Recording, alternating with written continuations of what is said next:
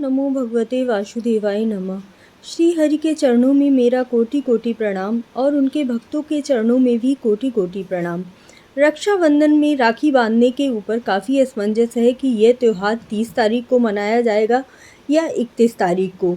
रक्षाबंधन का पर्व श्रावण मास के शुक्ल पक्ष की पूर्णिमा तिथि को मनाया जाता है, लेकिन इस बार भद्रा के साया होने के कारण रक्षाबंधन का पर्व 30 को मनाना है या 31 को, इस बात को लेकर काफ़ी असमंजस है, क्योंकि भद्रा शुरू हो जाएगा और भद्रा के समय कोई भी शुभ कार्य करना अच्छा नहीं माना जाता। श्रावण मास की पूर्णिमा तिथि को रक्षाबंधन का पर्व मनाया जाता है, इसीलिए पूर्णिमा तिथि का आरंभ 30 अगस्त 2023 को प्रातः 10:59 पर हो रहा है और इसका समापन सुबह 7:05 पर होगा। इस तरह से पूर्णिमा तिथि के साथ ही भद्रा काल का भी आरंभ हो रहा है। शास्त्रों में भद्रा काल में श्रावणी पर्व मनाना निषेध बताया गया है। इस दिन भद्रा काल का समय रात्रि 9:02 तक रहेगा, यानी रात्रि 9:02 तक भद्रा रहने के कारण रात्रि के समय कोई भी पर्व मनाना शुभ नहीं माना जाता है। रात के समय आप भाई को राखी नहीं बांध सकते हो, क्योंकि बहनें पूरा दिन निर्जला व्रत रहकर उसके बाद भाइयों को राखी बांधती हैं और फिर कुछ अन्न ग्रहण करती हैं। तो रात्रि के समय ये संभव नहीं हो सकता है, इसीलिए सुबह के समय ही राखी बांधना ब्रह्म मुहूर्त में ही ज़्यादा शुभ माना जाता है। तो इसीलिए राखी का त्यौहार मनाया जाएगा 31 तारीख को बृहस्पतिवार के दिन, जो कि श्रावण पूर्णिमा सुबह 7:05 तक रहने वाली है और इसमें भद्रा का साया भी नहीं है। तो 31 अगस्त को 7:05 तक आप राखी बांध सकते हैं। यह सबसे शुभ समय बताया गया है राखी बांधने के लिए। अब उन बातों को जान लेते हैं जो आपको रक्षाबंधन के दिन विशेष ध्यान देनी है। आपने बहुत सारी वीडियो इस पर देखी होंगी, लेकिन कुछ ऐसी बातें हैं जो छूट जाती हैं, नहीं पूरी हो पाती, नहीं बता पाते हैं कोई वीडियो में। तो इसीलिए इस वीडियो को भी पूरा देखिएगा, क्योंकि मैंने जितनी भी छोटी छोटी बातें हैं उनको भी ध्यान में रखते हुए इस वीडियो को बनाया है। तो कृपया वीडियो को पूरा देखिएगा और चैनल को सब्सक्राइब अवश्य कर लीजिएगा और कमेंट अवश्य कीजिएगा। तो आपको 7:05 तक राखी बांध लेनी है, इसीलिए इससे पहले जो शुभ कार्य हैं वो भी अवश्य कर लीजिएगा। तो सुबह ब्रह्म मुहूर्त में नहाकर अच्छी तरह से अपने मंदिर को साफ़ कीजिए, गंगा जल छिड़किए उस पर, और सबसे प्रथम आपको तुलसी माता की पूजा अवश्य करनी है, क्योंकि तुलसी माता को राखी ज़रूर बांधनी होती है। आप किसी भी काफ़ी लोगों का प्रश्न होता है कि अगर हमारे घर में तुलसी नहीं है, वैसे तो हिंदू धर्म की मान्यता के अनुसार हर घर में तुलसी तो अवश्य ही होनी चाहिए, लेकिन अगर आपके यहाँ तुलसी नहीं है तो हमारे यहाँ ये वृक्ष बहुत ही शुभ माने जाते हैं। पीपल का पेड़, बरगद का पेड़, आंवला का पेड़, शमी पत्र, बेल पत्र, आप इन किसी भी वृक्ष में भी जाकर राखी बांध सकते हैं। रक्षा सूत्र बांधना किसी भी पेड़ पर बहुत ही शुभ माना जाता है, और तुलसी का वृक्ष अगर पौधा है आपके घर में तो बहुत ही शुभ है। सब प्रथम तुलसी माता की पूजा कीजिए और रक्षा सूत्र बांधिए।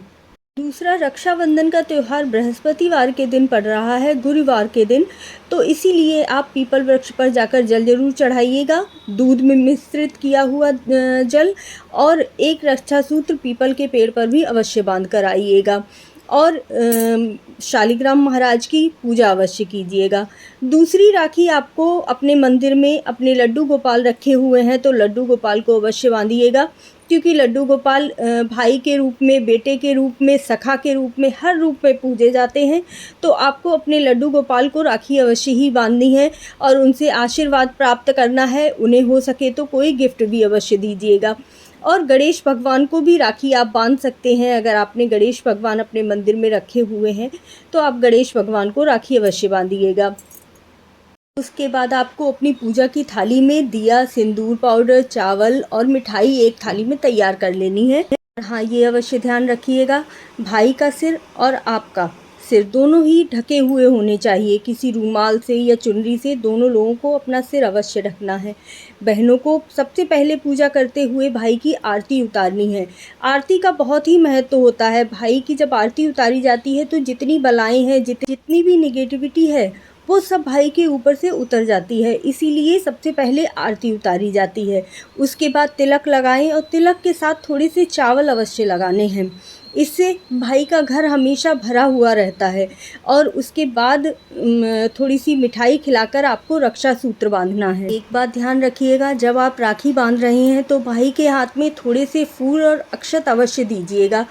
उसके बाद ही आपको भाई को राखी बांधनी है। इस तरह से राखी बांधने के बाद भाई से उपहार अवश्य लीजिएगा। कहते हैं ना कि भाई को छोटा सा ही गिफ्ट दे, लेकिन भाई को कुछ ना कुछ उपहार अवश्य देना है। जैसे कि आपने कथा में सुना होगा कि सुदामा जब जाते हैं कृष्ण भगवान के पास तो बोलते हैं कि मिश्राइन मुझे जो भी कुछ घर में रखा हुआ है, चाहे थोड़े से चावल ही क्यों ना हो, वो अवश्य दे दो, क्योंकि मैं कृष्ण के यहाँ खाली हाथ नहीं जाऊँगा। जबकि कृष्ण की नगरी तो सोने की बनी हुई थी, फिर भी कुछ न कुछ उपहार लेकर ही जाना चाहिए। इसीलिए भाई को भी, बहन को कुछ भी दे, लेकिन थोड़ा सा उपहार अवश्य देना चाहिए।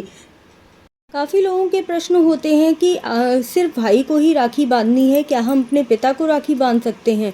तो हाँ, बेटियां अपने पिता को भी राखी बांध सकती हैं। ये रक्षा सूत्र है, ये आप किसी को भी बांध सकते हैं जिसे आपको लगता है कि वह व्यक्ति मेरी रक्षा करेगा, आप उस इंसान को राखी बांध सकते हैं। जैसा कि हमारी पुरानी कथाओं में वर्णित है कि रानी कर्णावती ने चित्तौड़ के राजा की जो रानी थी, उन्हें यह एहसास हुआ कि गुजरात के सुल्तान बहादुर शाह के आक्रमण से मेरा राज्य सुरक्षित नहीं रहेगा। अतः उन्होंने मुग़ल बादशाह हुमायूं को एक राखी का धागा भेजा था, जिससे अभिभूत होकर राजा हुमायूं ने चित्तौड़ के राज्य की रक्षा की थी।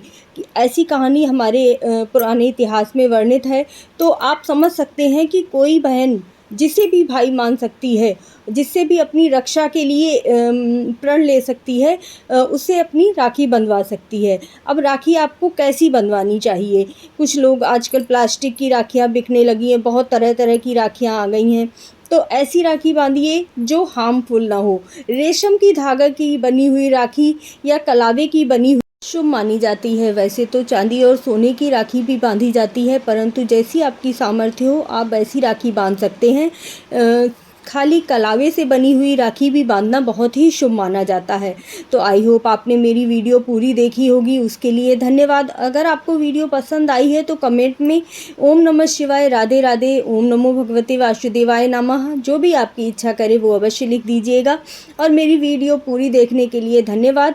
इसी तरह से आप मेरी वीडियो से जुड़े रहें। मैंने बहुत छोटी छोटी बातें बताई हैं जो अगर आप ध्यान देते हैं तो भाई के भी घर में और बहन के भी घर में, दोनों घरों में बरकत आएगी और आप इसी तरह से सुख समृद्धि से आपका परिवार भरा रहेगा।